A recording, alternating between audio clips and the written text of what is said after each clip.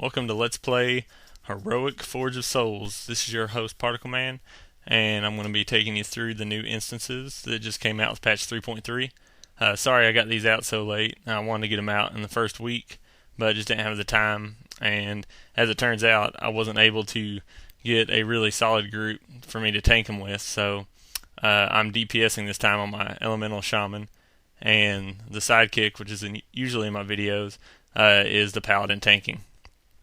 So I just kind of want to go over some of the stuff the trash mobs do here because they hit a little bit harder than usual, and there's a lot of spellcasters, and they do a lot of damage. So I'm just going to try to help you learn what each one does. Now, the first person that should die in all these groups to have bonecasters are the bonecasters because they have an ability called Bone Volley, and it's like an AoE ability that I think it hits everybody in the group for a pretty good amount of damage. So taking them out first and silencing the actual Bone Volley is the best thing for you to do.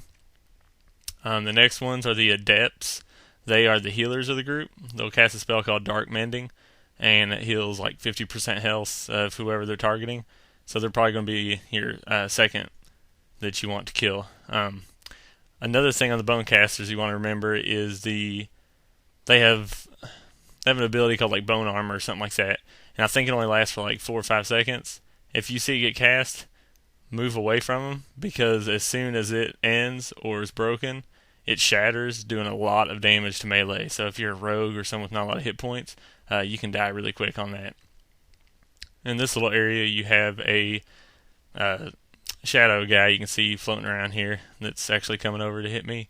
Not really sure that he does all that much. The only thing that kind of sucks about him is he will just vanish and all of a sudden like pop up right behind you. So he's kind of like a rogue-ish type enemy. So you want to make sure that he's not on your healer. And the other bad thing is that see, there he goes. He just now popped up right behind the healer and then right behind me.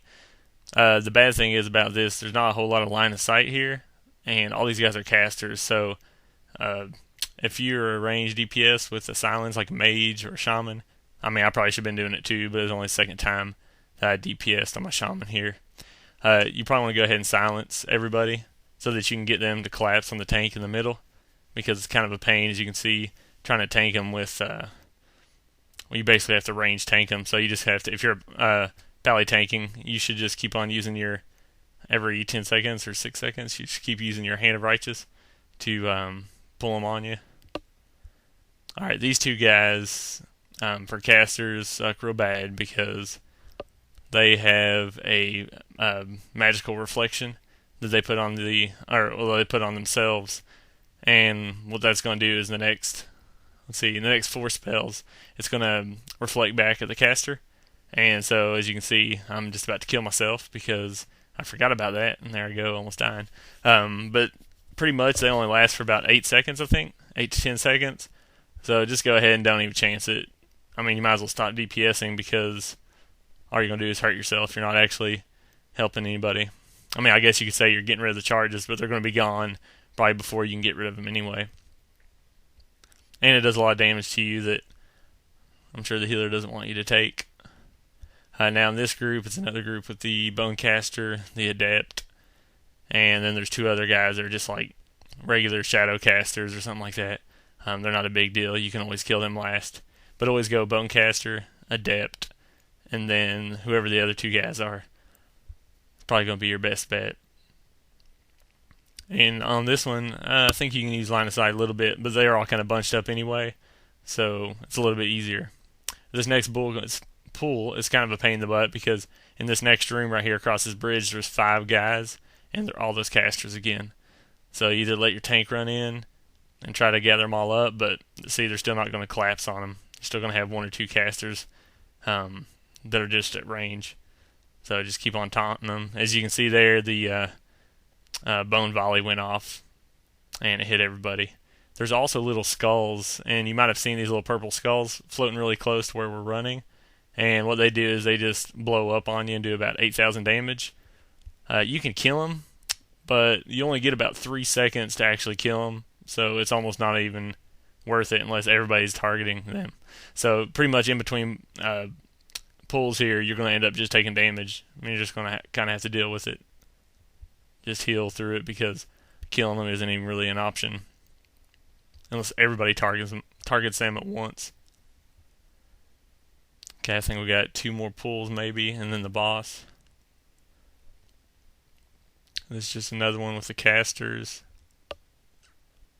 And there's certain ones of these guys will actually, before they cast a spell, will run in and collapse on the tank. And just find out which ones do and which ones don't. Just go to the ranged first, and tank right on top of them, and then let the melee, or well, I don't think anybody's really melee, but let them run to you. That's the best way to pull if you're tanking. And also remember to keep up what's called Sacred Shield. If you don't have a paladin healing in your group, that's a good little buff to put on yourself, because whenever it procs, it gives you a little 500 hit point shield, and there's a lot of damage output in these new instances, so it only helps out the healer, which in turn helps out everybody. There's one of those skulls I was telling you about. It just hit me for, guy might even hit for more than 8,000. They just do a good amount of damage to everybody standing right there. The good news is they're not like in Akandun, whatever that instance was called, where they blow up and knock you off, because you can fall off here. I did it the first time we ran this, so keep that in mind, that you can definitely fall off. Now on this boss, I don't know if we do it here, but what's going to happen is you want to tank him on one side, and he's going to cast an ability called Corrupted Soul, and you get about 3 seconds to find out who it's on, and for that person to start running away from the boss, because as soon as he's finished casting it, it's going to release this little like soul orb. It's just going to start floating toward the boss, and what that orb does is, once it touches the boss, it heals the boss 50%. So see, it's getting cast right now, I believe. I hope that's what it was. But anyway, what you need to do is, whoever it gets cast on, it'll come out of their body and they'll get knocked down. You need to kill it before it hits the boss. And if you're the tank, you want to kite the boss away from this orb, because it just floats really slow. And we had a hunter that did something really smart. You can lay a frost trap and it'll slow down the orb so it won't get to him so quick. So that's definitely something you want to think about doing, is having your hunter put down a frost trap or any kind of, see, there it goes toward the boss. And we're trying to kill it, and I wonder if we even get it down. I think we actually just switch off of it, or maybe somebody killed it, because now in phase 2, he's going to put these little souls out here spinning around him. They do like 2,500 damage a second, so everybody needs to collapse to the center, and then he just keeps on spamming shadow bolts, and all you want to do is just DPS him down, and you'll see there that every like 4 seconds, he's going to fear someone out into that.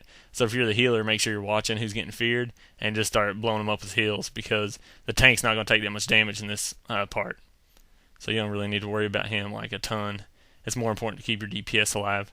And so that's pretty much it. So you just kill the corrupted, whenever corrupted soul gets cast, kill the orb before it gets the boss. The tank should always be moving the corrupted orb, or moving the boss away from the person that has corrupted soul. If you're a melee on that fight and it starts getting cast on you, be ready to run, because if you're right on top of the boss and you get that cast on you, then it's just going to heal into 50% like immediately. So the tank should be moving away, the melee should be moving away, and that'll keep the boss from getting healed. We did it one time, and I think he got that heal off like 6 or 7 times. The fight took like 8 minutes. So I mean, you can get through it, it just kind of sucks. And with heroism, it really helps, because you can get to phase 2 quicker, because that only happens during phase 1. I think we're just about done here. Those are the last 2 really trash pulls that we've seen so far before these next large arcane guys, which I'll explain to you in the next video. So thanks for listening, and come back to watch the second video and second boss.